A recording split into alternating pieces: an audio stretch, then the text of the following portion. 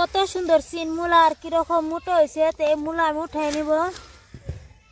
কত সুন্দর হয়েছে আর কতটুক লম্বা লম্বা হয়েছে।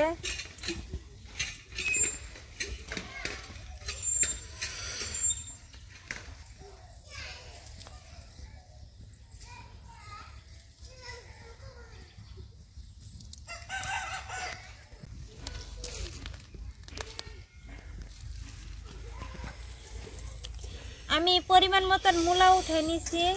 এই মূলা সাথে থাকবো নতুন আলু বেগুন দিয়ে তেল কই রান্না করব। আজকে হয়েছে দেশি কই রান্না করব। দেশি কই মূলা আলু বেগুন দিয়ে দারুণ স্বাদের রেসিপি রান্না করব। তা আপনারা আমার সাথে থাকেন আর দেখতে থাকেন আমি কিরকম করে রান্নাটা করি।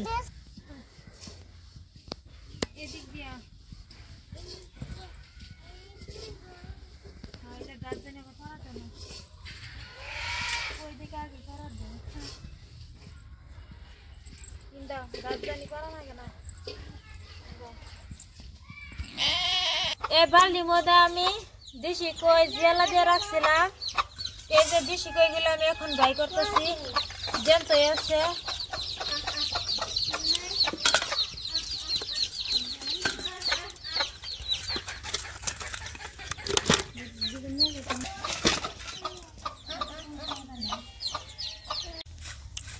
সব সবজি আর মাছ নিয়ে আপনাদের মাঝে চলে এলাম। একদিকে এক হাতে মাছ নিছি, আরেক দিকে নিছি সবজি আলু বেগুন আর মূলা। মাছ পড়ছে কি মাছ? পাতালা মাছ দেশি কই।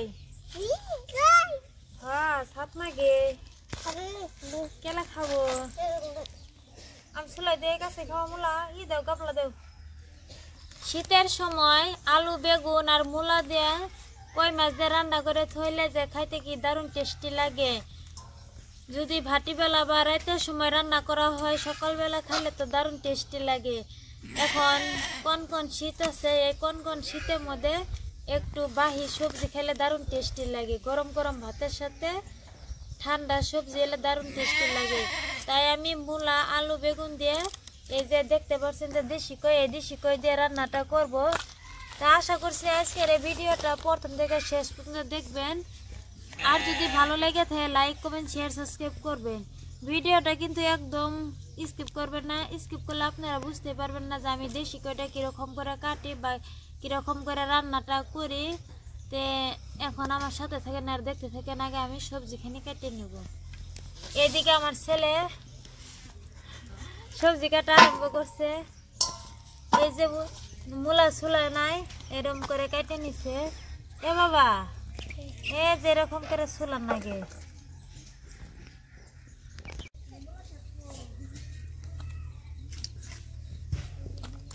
শীতের সময় টাটকা টাটকা সবজিটা রান্না করলে দারুণ টেস্টি লাগে। আমরা যখন যে সবজি রান্না করে খাই তখন ওই সবজিটা ঘরে আমরা লাগাইছি, ওই সবজিটা আমরা উঠে রান্না করে খাই। কোনো আমরা এই মূলার মধ্যে কোনো ধরনের সার দেই না, অনেক গোবর সার আছে খালি। এই মূলাগুলো আজকে আমি এরকম লম্বা লম্বা সাইজ করে কেটে নিব। আপনারা আপনাদের পছন্দ অনুযায়ী কেটে নিতে পারবেন।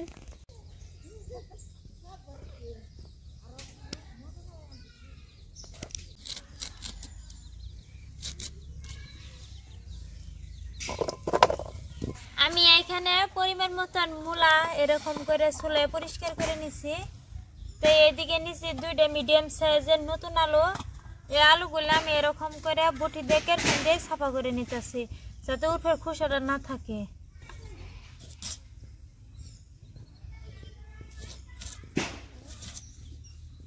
আলু আমি এরকম পিস করে কেটে নিতেছি।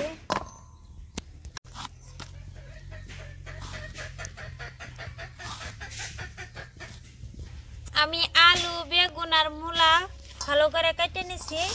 এখন আমি পানি দিয়ে ভিজিয়ে রাখবো।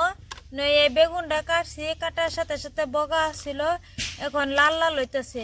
এখন আমি পানি দিয়ে ভিজিয়ে থাকবো, এরকমই বগা বগায় থাকবো, লাল লাল হবো না।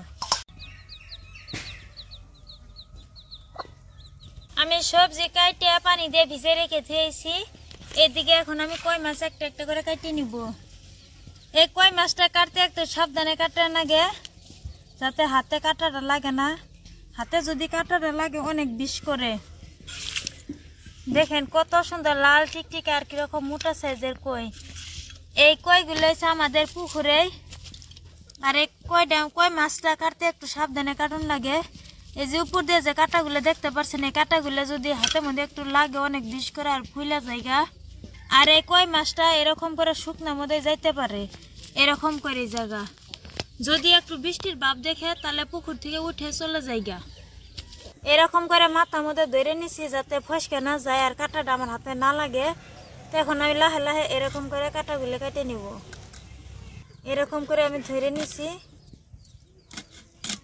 এরকম করে ধরে আমি খোসাটা উঠে নিব।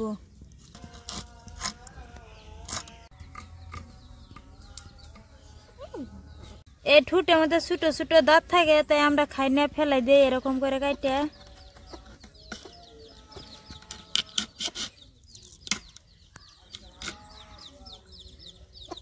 আর এই যে ফুলগুলো, এই ফুলটা ফেলাই দেই।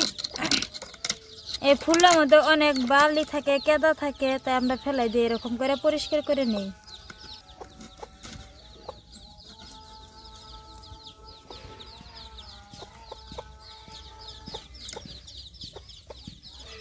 আমি ভালো করে পরিষ্কার করে নিছি। আমার একটা মাছ কাটা হয়েছে, তাও এখনো লড়তে আছে। এই মাছটা সহজে মরে না। আমার কই মাছ কাটা হয়েছে। এই কই মাছটা কাটতে অনেক সময় লাগে, লাহে লাহে কাটা হয় যাতে কাটাটা হাতে না লাগে। তো এখন আমি পরিষ্কার করে ধুয়ে নিব। চুলায় আগুন জ্বালাই নিছি, কড়াইটা বসিয়ে দিচ্ছে, এদিকে গরম হইতে থাক। আর এদিকে মাছ আমি পরিষ্কার করে লবণ দিয়ে ধুয়ে নিচ্ছি। এই মাছটা আমি যেহেতু দুইটা কালারটা এরকমই হয়। এখন আমি কিছু মশলা দিব, হলুদ পাউডার, লঙ্কা পাউডার, লবণ। মাছের মধ্যে আমি মশলা দিয়ে দিছি। এখন আমি ভালো করে হাত দিয়ে মিক্স করে নিব এরকম করে। কই মাছ তার জন্য কালারটা এরকমই হয়েছে। একদম টাটকা টাটকা জ্যান্ত কই মাছ। এদিকে একদম জ্যান্ত কই মাছ নিছে আর টাটকা টাটকা সবজি রান্না করব, খাইতে যে কি দারুণ টেস্টি লাগবে। তো ভালো করে আমি মশলা মাখাই নিছি। কড়াই গরম হয়েছে, এখন কড়াই দিব সরষের তেল। তেল আমি ভালো করে গরম করে নিছি। এখন একটা একটা করে মাছ দিয়ে দিব।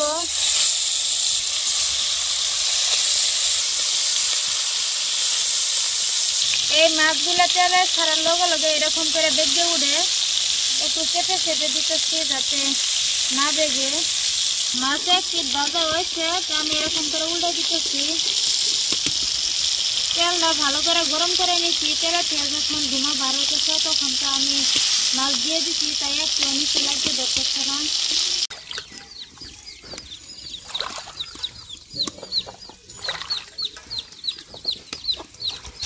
এই কই মাছের মধ্যে অনেক চর্বি হয়েছে আর কিরকম তেল ছাড়ছে। আমি মাছ আমার ভাজা হয়েছে, এখন আমি উঠিয়ে নিব।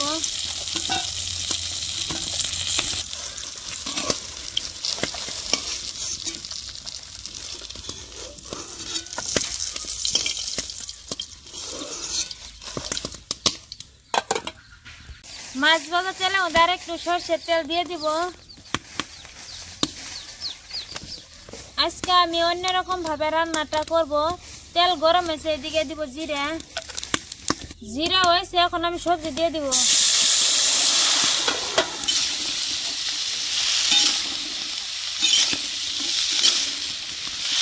তেলের সাথে একটু হালকা করে ভেজে নিব সবজি। পেঁয়াজ রসুন একসাথে বাটা, সরষে বাটা দিয়ে দিব। এদিকে মশলাটা হালকা করে আমি ভেজে নিয়েছিলাম। হলুদ পাউডার, লঙ্কা পাউডার, স্বাদ মতন লবণ, সব মশলা আমি ভালো করে মিক্স করে নিব।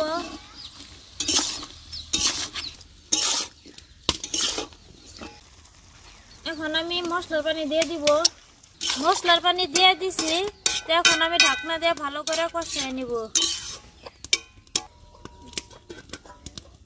আমি ঢাকনা দিয়ে সবজিগুলি ভালো করে কষিয়ে নিছি। তো এখন ঢাকনা তুলে দেখব।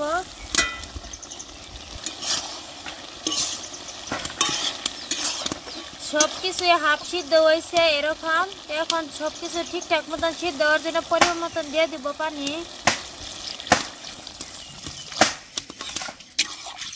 আজকে রান্নাটা একটু পাতলা ঝোল রান্না করব।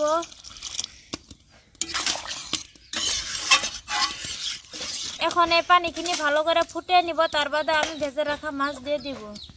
ভালো করে আমি পানিখিনি ফুটিয়ে নিছি, কিরকম হয়েছে। তো এখন ভেজে রাখা মাছ উপর দিয়ে দিব।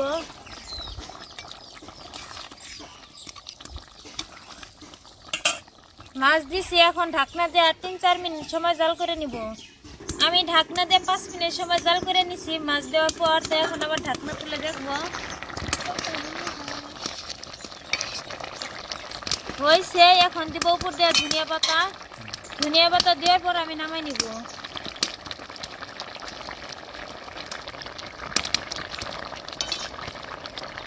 আজকে রান্নাটা তো আমি একটু ঝোল করে রাখবো, যে এরকম যাতে একটু ঝোল থাকে। আর শাক পাতা যদি রান্না করতাম একদম চচ্চড়ি বানাই ফেলতাম। বেগুন, নতুন আলু আর মূলা দিয়ে কই মাছ দিয়ে রান্নাটা করলাম, এরকমই ঝোল রাখবো। তো ধনিয়া পাতা দিয়ে দিছিলাম, ধনিয়া পাতা দিয়ে আর 2 মিনিট সময় জাল করে নিছি হয়েছে। এখন আমি নামাই নিব।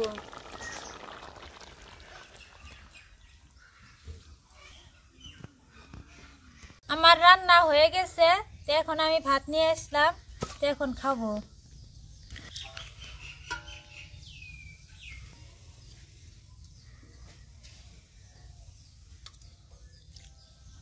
মূলাও খুব সুন্দরভাবে সিদ্ধ হয়েছে, এইদিকে নতুন আলুটাও খুব সুন্দরভাবে সিদ্ধ হয়েছে, সিদ্ধ হয়ে গইলে গেছে গা। মাছটা ভেজে রাখা মাছ ছিল, সবজি দিয়ে দিছি, কত সুন্দর হয়েছে।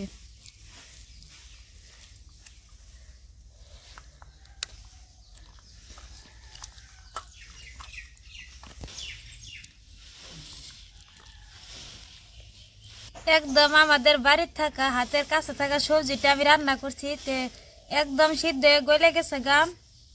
আর খাইতে তো দারুণ টেস্টি লাগছে। তা আজকে তো আমি একদম গ্রাম স্টাইলে রান্নাটা করছি, খুব কম সময়ে রান্নাটা করলাম। অবশ্যই আপনারা বাড়িতে একবার ট্রাই করে দেখবেন আমি যেরকম ভাবে রান্নাটা করছি। আশা করছি আজকের এই রান্নাটা আপনাদের কাছে অনেক অনেক ভালো লাগবে। প্লিজ ভালো লেগে থাকলে লাইক, কমেন্ট, শেয়ার, সাবস্ক্রাইব করবেন। সবাই ভালো থাকবেন, সুস্থ থাকবেন। আল্লাহ হাফিজ।